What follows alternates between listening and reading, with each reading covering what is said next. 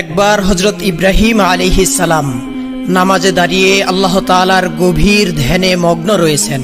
এমন সময় তার মন ছুটে গেল আজ থেকে বহুদিন পূর্বে সেই সুদূর মক্কার মরুবিয়াবনে নির্বাসন দেওয়া তার প্রাণপ্রিয় স্ত্রী হাজেরা ও কলিজার ধন সন্তান ইসমাইলের দিকে। তিনি নামাজে থাকা অবস্থাতেই চিন্তা করতে লাগলেন, হায়, আজ কতদিন হলো প্রাণের প্রিয় সন্তান ইসমাইলকে দেখি না।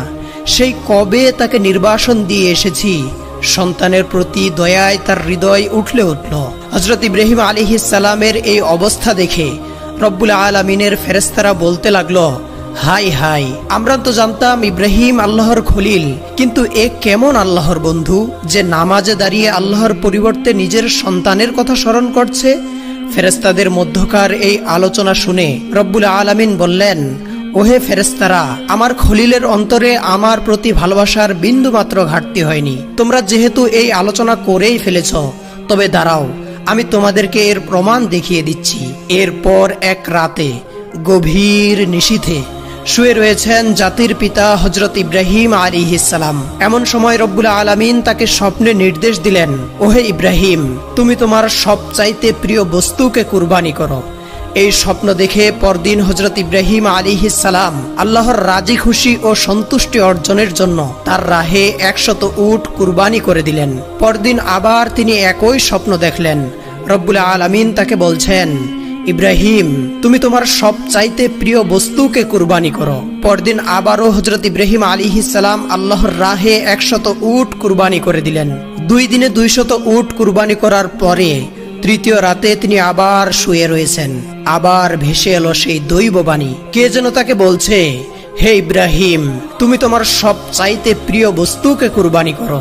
এরপর তৃতীয় দিন সকালে তিনি ভাবতে লাগলেন, পরপর 2 দিন একই স্বপ্ন দেখলাম, এরপর 2 দিন 200 উট কুরবানি করলাম, তবে কি আল্লাহ রাব্বুল আলামিন আমার এই কুরবানি কবুল করেননি? আল্লাহ তাআলা তবে আমার কাছ থেকে কি চাচ্ছেন? তবে কি তিনি আমার কাছ থেকে অন্য কিছু চাচ্ছেন? কি সেই বস্তু?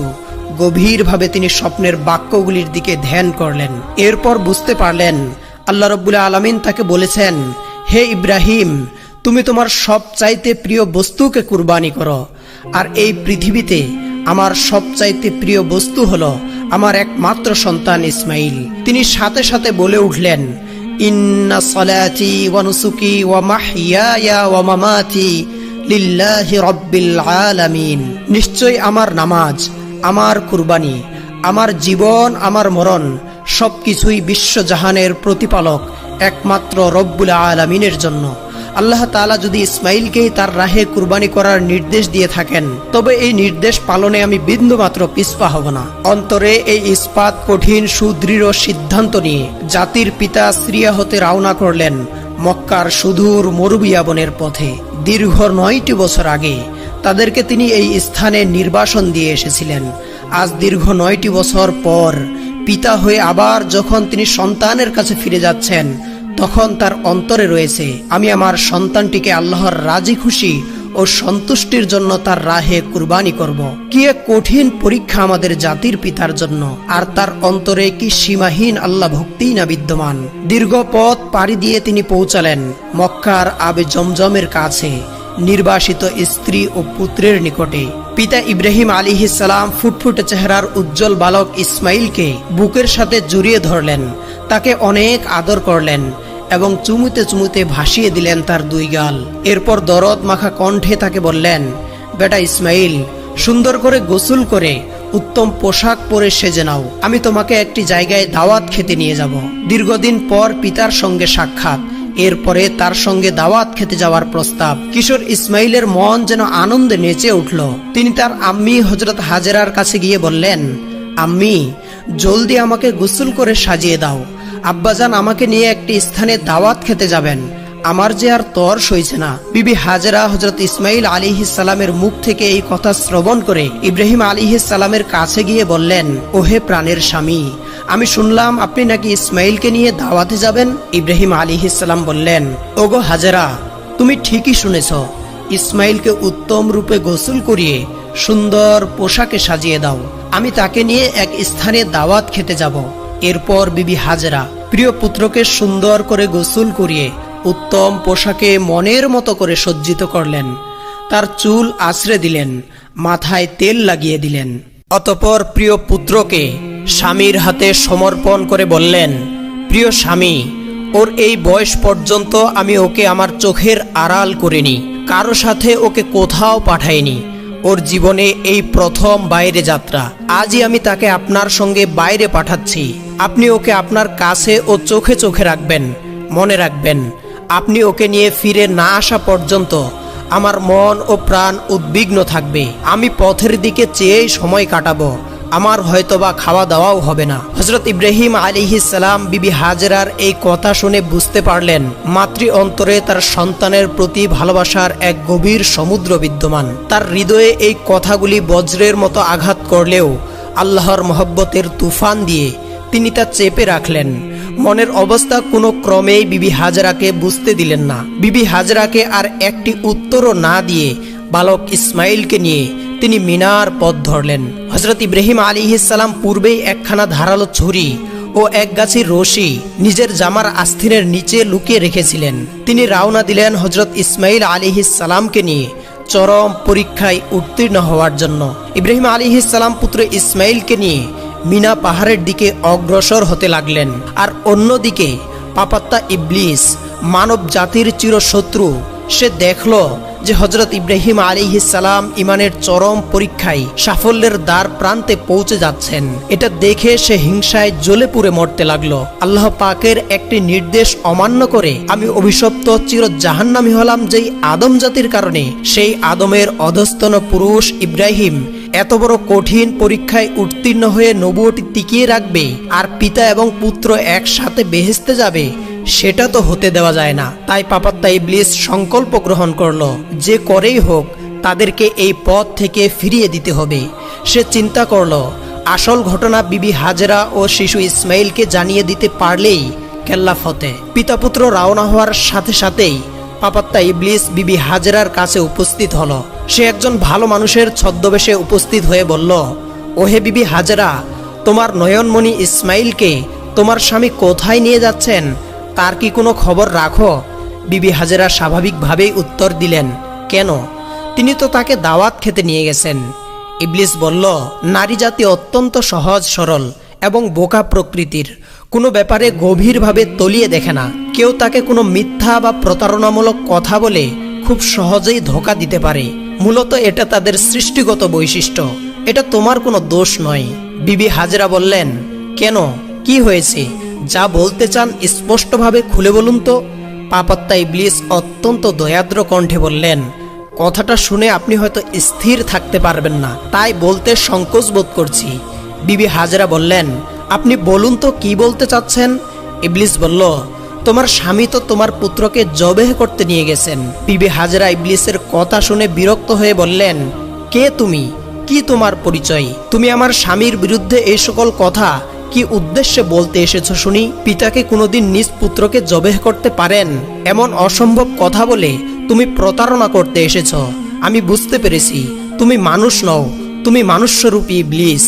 এই মুহূর্তে তুমি এখান থেকে দূর হয়ে যাও। ইবলিস বলল, হাজেরা, তোমার এত তেজের কথা আগামীকাল কোথায় থাকবে তা দেখা যাবে। যখন নিজেই দেখতে পাবে এবং বুঝতে পারবে যে তোমার স্বামী তোমার পুত্রকে জবেহ করে দিয়েছে, তখন তুমি জানবে আমি তোমাকে সত্য সংবাদ দিতে এসেছিলাম নাকি ধোঁকা দিতে এসেছিলাম।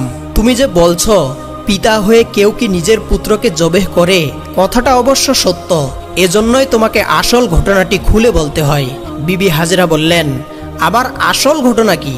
ইবলিস বলল, আল্লাহ তাআলা তোমার স্বামীকে নির্দেশ দিয়েছেন তিনি যেন তোমার পুত্র ইসমাইলকে তার রাস্তায় কুরবানি করেন। আর আল্লাহ তাআলার নির্দেশ পালন করার জন্যই তোমার স্বামী ইসমাইলকে নিয়ে গেছেন মিনার পাহাড়ে কুরবানি করার জন্য। ইবলিসের মুখে এই কথা শুনে বিবি হাজেরার ভাবান্তর হওয়ার কথা ছিল, কিন্তু নবী পত্নী দৃঢ় ঈমানের বলে বলিয়ান হয়ে বললেন, তোমার কথা যদি সত্য হয় তাহলে তো এটা আনন্দের কথা। আল্লাহ রাব্বুল আলামিন তার এতগুলি বান্দার মধ্য থেকে আমার পুত্র ইসমাইলকেই যে তার পথে কুরবানি করার জন্য কবুল করেছেন, এর চাইতে সৌভাগ্যের বিষয় আর কি হতে পারে? শুধু এক ইসমাইল নয়, আল্লাহ তাআলা যদি আমাকে লক্ষ লক্ষ সন্তান দান করতেন তাহলে আমি তাদের সকলকেই আল্লাহর রাস্তায় কুরবানি করতে পিছপা হতাম না। তুমি দূর হয়ে যাও। আউযু বিল্লাহি মিনাশ শাইতানির রাজিম। একমাত্র সন্তানের মায়ের মুখে এই কথা শুনে ইবলিস ব্যর্থ হয়ে অন্য পথ অবলম্বন করলো। পাপাত্তা ইবলিস বিবি হাজেরাকে ধোঁকা দিতে ব্যর্থ হয়ে সে হযরত ইসমাইল আলাইহিস সালামকে ধোঁকা দেওয়ার জন্য সেদিকে ছুটল। হযরত ইসমাইল আলাইহিস সালাম পিতার পিছনে পিছনেই হাঁটছিলেন। ইবলিস তাকে হাতের ইশারা দিয়ে আরো একটু পিছনে রাখলেন। হযরত ইব্রাহিম আলাইহিস সালাম নিজ গতিতে সামনের দিকে এগিয়ে চলছেন। এই সুযোগে ইবলিস বলল, আরে বোকা ছেলে, তুমি তোমার পিতার সাথে কোথায় যাচ্ছ তা কি জানো? ইসমাইল আলাইহিস সালাম বললেন, কেন? জিয়াফত খেতে যাচ্ছি। ইবলিস বলল, তোমার পিতা তোমাকে প্রতারণা করে তোমাকে নিয়ে চলছেন হত্যার উদ্দেশ্যে।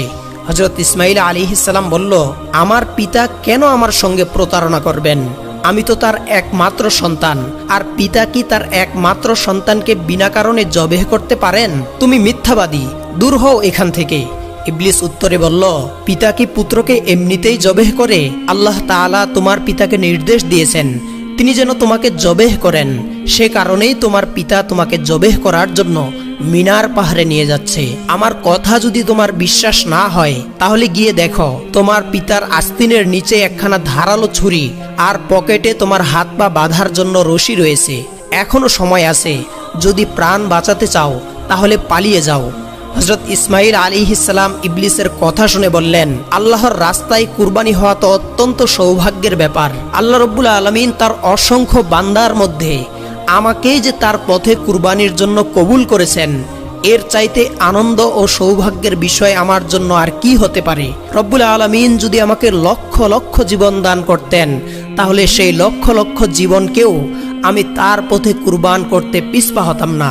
আমি জানি তুমি মরদুদ শয়তান ইবলিস, এখনই এখান থেকে দূর হয়ে যাও। এই বলে হযরত ইসমাইল আলাইহিস সালাম ইবলিসের দিকে পাথর নিক্ষেপ করলেন এবং তাকে সেখান থেকে তাড়িয়ে দিলেন।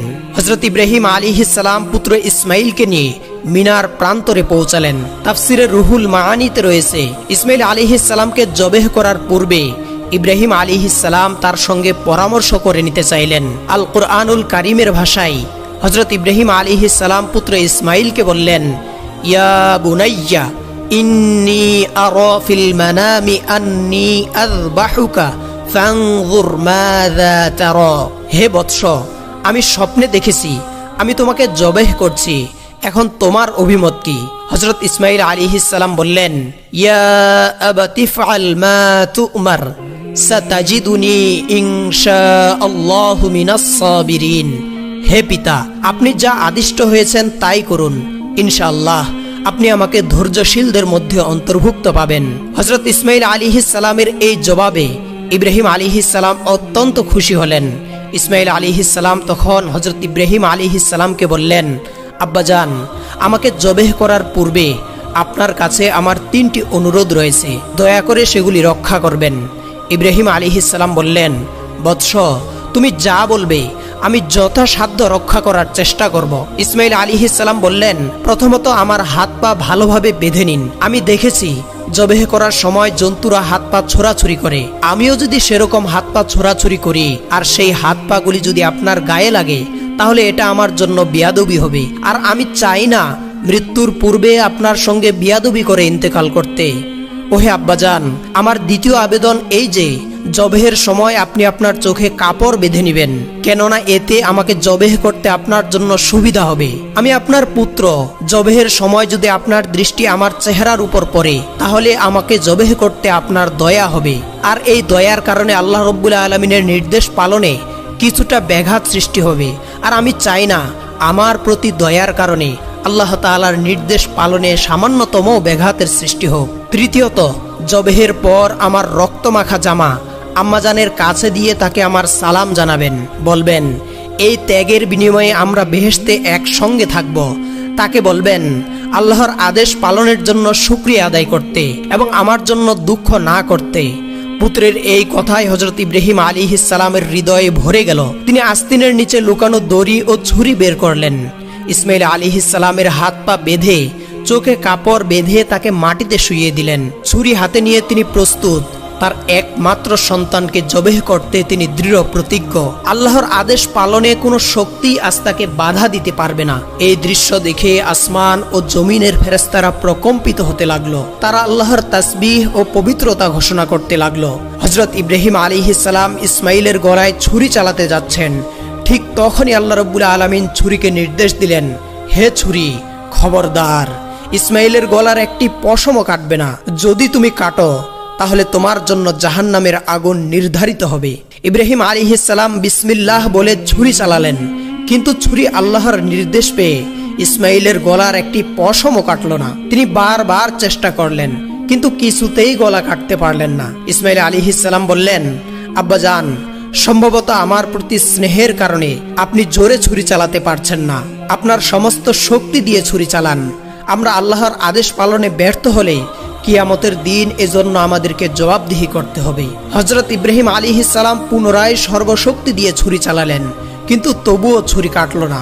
বিরক্ত হয়ে তিনি ছুরিটি ছুঁড়ে ফেললেন। ছুরি গিয়ে লাগলো একটি পাথরের গায়ে। সঙ্গে সঙ্গে পাথরটি দ্বিখণ্ডিত হয়ে গেল। তিনি ছুরিটি তুলে নিয়ে আবার চেষ্টা করতে যাচ্ছিলেন। ঠিক তখনই আল্লাহ রাব্বুল আলামিন হযরত জিবরাইল আলাইহিস সালামকে নির্দেশ দিলেন, ওহে জিবরাইল, এখনই বেহেশত থেকে একটি দুম্বা নিয়ে যাও। ইসমাইলকে সরিয়ে তার জায়গায় দুম্বাটি রেখে দাও। জিবরাইল আলাইহিস সালাম চোখের পলকে বেহেশত থেকে একটি দুম্বা নিয়ে এলেন এবং হযরত ইসমাইল আলাইহিস সালামকে সরিয়ে তার জায়গায় বেহেশতের দুম্বাটি রেখে দিলেন। ইব্রাহিম আলাইহিস সালাম ছুরি চালালেন আর দুম্বাটি কুরবানি হয়ে গেল। কুরবানি শেষে তিনি বললেন, আলহামদুলিল্লাহ। হযরত ইব্রাহিম আলাইহিস সালাম মনে করেছিলেন তার ছুরির নিচে তার পুত্র ইসমাইল জবেহ হয়ে গেছে, কিন্তু চোখ খুলে তিনি দেখলেন, এ কি অবাক কাণ্ড! ইসমাইল তো তার পাশে দাঁড়িয়ে রয়েছে, কুরবানি তো হয়েছে একটি বেহেশতি দুম্বা। এই দৃশ্য দেখে হযরত ইব্রাহিম আলাইহিস সালাম ফেরেশতা জিবরাইল আলাইহিস সালামকে বললেন, ভাই জিবরাইল, আল্লাহ রাব্বুল আলামিন কি তবে আমার কুরবানি কবুল করলেন না? আমি তো আমার সন্তান ইসমাইলকে কুরবানি দিতে চেয়েছিলাম, কিন্তু কেন তাকে কুরবানি দিতে পারলাম না? হযরত জিবরাইল আলাইহিস সালাম বললেন, ওহে আল্লাহর খলিল, আল্লাহ রাব্বুল আলামিন আপনার উপর, আপনার পুরো পরিবারের উপর অত্যন্ত সন্তুষ্ট। আপনারা আল্লাহ রাব্বুল আলামিনের রাজি খুশি ও সন্তুষ্টির জন্য যেই ধৈর্য এবং মহব্বতের পরাকাষ্ঠা দেখিয়েছেন, এটা বিশ্ববাসীর জন্য নজির হয়ে থাকবে। আপনাদের সকলের উপর আল্লাহ রাব্বুল আলামিন খুশি হয়ে বেহেশত থেকে এই দুম্বা পাঠিয়েছেন এবং আপনার পুত্রের পরিবর্তে এই দুম্বাটিকেই আপনি কুরবানি করেছেন। এই কথা শুনে হযরত ইব্রাহিম আলাইহিস সালাম আল্লাহ রাব্বুল আলামিনের শুকরিয়া আদায় করলেন। আর এভাবেই রব্বুল আলামিন তার ফেরেশতাদেরকে দেখিয়ে দিলেন তার খলিলের অন্তরে আল্লাহ রাব্বুল আলামিনের মহব্বতের বিন্দু মাত্র ঘাটতি আসেনি। প্রিয় শ্রোতা, এটিই ছিল হযরত ইব্রাহিম আলাইহিস সালাম ও হযরত ইসমাইল আলাইহিস সালামের ত্যাগের অমর কাহিনী। আল্লাহ তাআলা আমাদেরকেও এই ত্যাগ, তিতিক্ষা ও আল্লাহ প্রেম থেকে শিক্ষা গ্রহণ করার তৌফিক দান করুন। আমিন।